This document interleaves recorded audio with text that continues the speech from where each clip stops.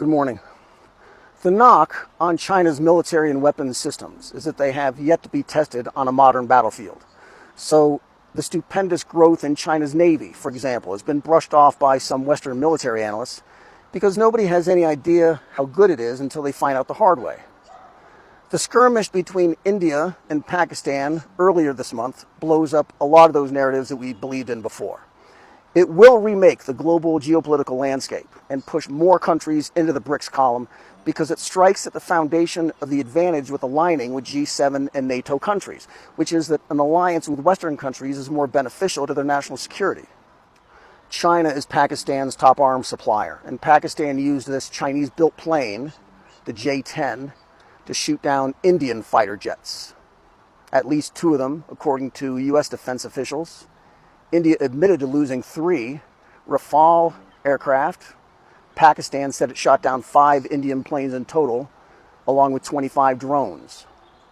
The New York Times explains what India has in their air force, along with some Soviet airplanes and drones that come from Israel.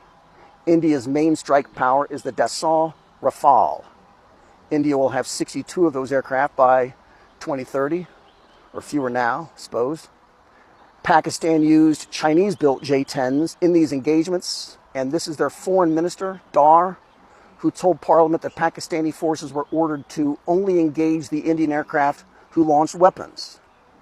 They could have shot down twice as many, according to him. Pakistan intelligence came in at 10 p.m. They scrambled the planes, called the Chinese ambassador, and by early morning the next day, it was all over, and analysts were trying to figure out what all this means.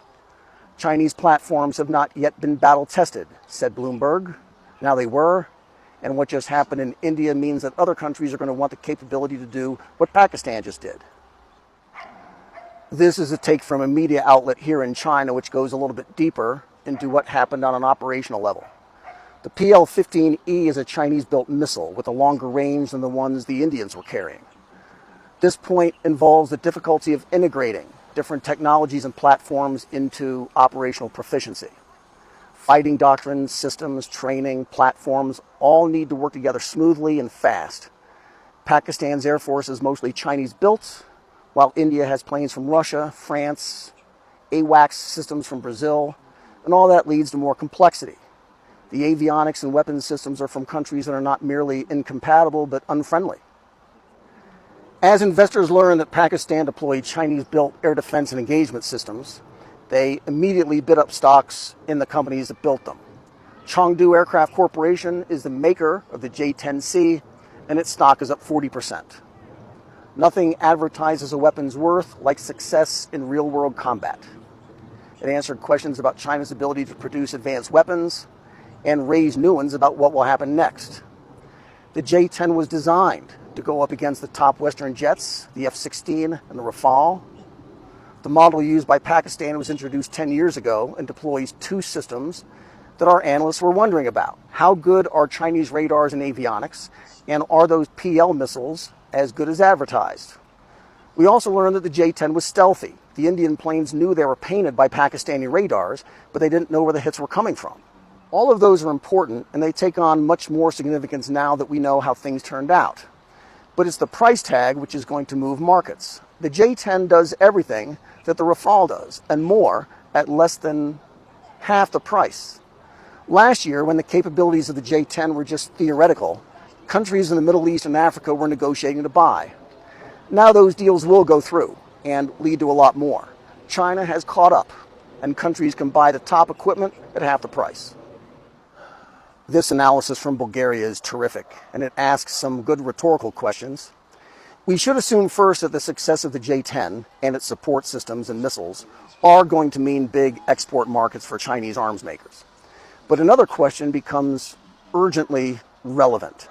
Given how well Chinese hardware performed in these engagements between peer nations, India and Pakistan, how much better are the weapons China's military keeps for themselves? How good is the Chinese technology that is not available for export? China's weapons programs are secret, and nobody really knows how good they are. But for smaller countries, the decision to source military equipment and hardware isn't just a question of cost or capability. It also means deeper ties diplomatically, economically, and for strategic objectives. This is an anti-war channel, and if you ever suggest otherwise, it's because you deliberately misunderstood something I've said. The war and defense industries are a massive, catastrophic waste of resources and time and lives that we'll never get back. What just happened, just over there, between Pakistan and India, is most newsworthy, and it demands that we understand what it means.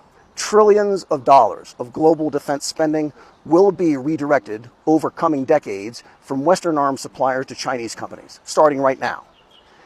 It will scramble, also, for decades, diplomatic and military alliances, also starting right now.